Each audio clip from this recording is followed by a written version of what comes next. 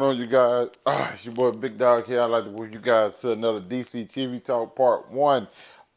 This episode I'm covering Supergirl Season 4, Episode 2, Fallout. Uh, I don't know how you guys are with politics in your superhero shows, but Supergirl is pretty much going full force with it this year. And me personally, I'm not a I literally have like no interest in politics whatsoever. Like I completely like escape that from world completely. I don't talk about it or nothing.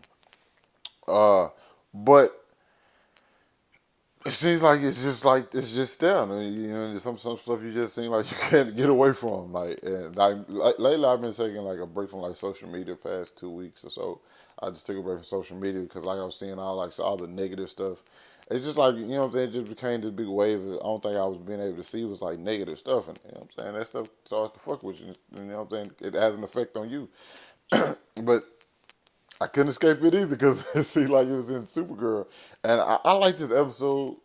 To me, it had a little bit to do with the story. You see what Agent Liberty is trying to do. He's trying to pretty much turn all the humans against like aliens. It's like, hey, we were here first. Like this is our territory, and you know it has like some similarities to what it had going on in the world and stuff like that. But it's just certain moments in it where like you actually see like, yeah, okay, okay, I see what's going on here.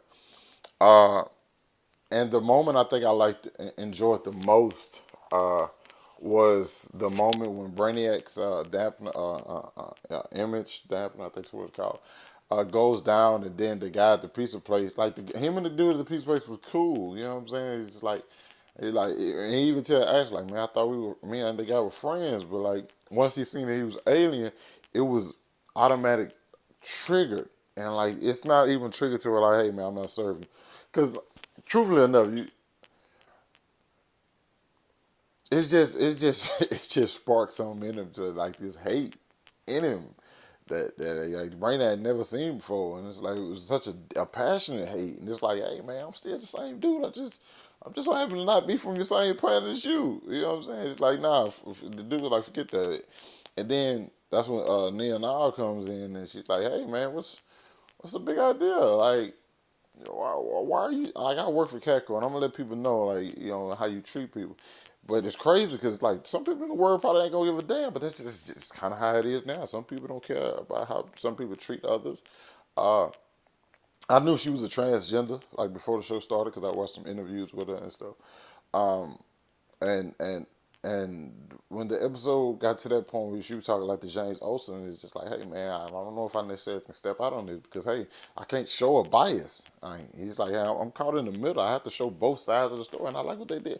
I like that they did that in this episode. This was pretty much like a real heavy on like the like you kind of say like the state of the world. You know what I'm saying? The separation between people. You know, you have Supergirl trying to calm things down, but like the damage has kind of been done, and like people are kind of like taking their ways and they have their beliefs, regardless of how stupid they may be. Just, you know, then judging people for not looking like you, but then they be like, hey man, these aren't people, these are aliens. You know, so it's crazy. Uh, and then, like I said, I'm not used to this much in my like superhero show, but it's in there fully, like fully. To me, I wish me personally, uh, I wish they would have got a. It's cool that now was the one to stand up for him, but I kind of wish like it'd be more than just her because she's faced that scrutiny all her life. You know what I'm saying? And she still would face it. I'm pretty sure if the guy in the store knew what she was, if she was a transgender, like she would still face it. I kind of wish like somebody that's not. I like when people who don't have to deal with this scrutiny and stuff, they step up. You know what I'm saying? Because of course they don't necessarily understand what people go through, but it's like it's cool to see somebody who doesn't have to deal with this still step up and try to defend it. You know what I'm saying? So, but other than that, I mean, this episode has some corny stuff too, where like cars trying to protect Lena, but Lena's trying to protect her, but cars trying to get away from her, so she go Supergirl and come back and try to save the day. It was funny, and like I know Lena's too smart to know, like man. Some of the car got away, man. That's when Supergirl came in, man. How the hell did Supergirl get down here anyway? It's just a couple of things like that. And I like the little chess match Lena and Mercy was playing with each other.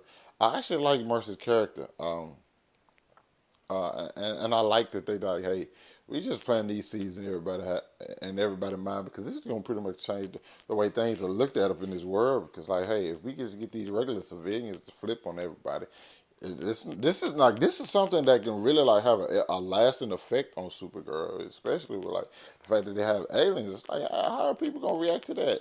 You don't just end it. Nothing just ends like that. And to me, I think the season is gonna really like show what the season is really about. With the fact once we get to the end of the season, it's gonna see like what the state of the world.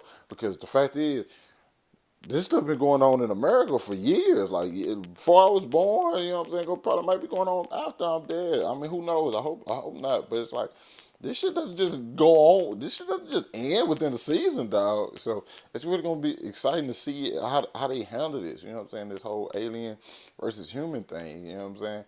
But like I said, I usually don't really into like the whole social stuff like that in my shows. But I like how they did it, and I enjoyed this for what it was. We got to see more of Agent Liberty and Jean with this hairstyle. I don't know what the fuck's going on with that if I'm being real. But like I said, man, I enjoyed what they was doing. Like I said, it didn't progress the story too much, but it lets you know the state of the world, which I don't think they really done too much like in other seasons. But this one like lets you know the state of the world and lets you know the atmosphere. So moving forward, you'll see why people do certain things that they do. You know what I'm saying? Because they might fall on one side of the pole or the other. You know what I'm saying? So you guys let me know what you thought about this episode down in the comments, man. Hit that like button, subscribe to my channel. I'll catch up with you guys tomorrow for another DC TV Talk Part 2 with Arrow, Season 7, Episode 2. Peace.